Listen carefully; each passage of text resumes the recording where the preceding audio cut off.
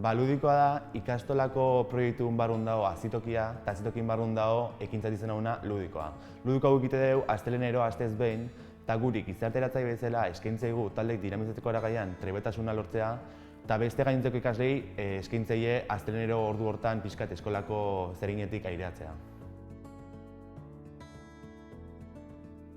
Lehen esan bezala, eskolako zerinetatik pixkat aireatzea ekartzeko alderdi positibo bezala, hortaz aparte ere bai, eskolako beste kideekin harremantzea bai ekartzeko onura bezala, eta sormena lantzea, gorputza moitzea eta horrela bai ekartzeko.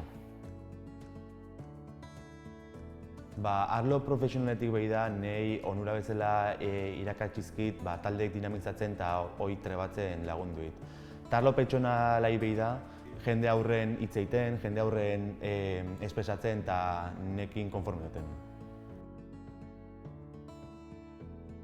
Gizarteratzaileeko lehenengo eta bigarren mailako ikasleek dinamizatzen dugu ludikoa, eta 7 taldetan gaude banatuta, horietako batzuk die antzerkia, sukaldaritza, gorputz espresioa eta abar, eta aurrera eraman baino lehen, elkartu ginen gizarteratzaileeko ikasle guztiak azkenean erabakitzeko beste ikasle guztiei galdetzea ea zer gustuko duten o ze ekintza gustuko duten egitea, eta informazio guzti hori jaso ondoren eta galdetu ondoren ikastolako ikasle guztiei bildu genituen ekintza guztiak eta errepikatzen ziren gehienak aukeratu genituen eta horrela aurrera eraman genuen ludikoa.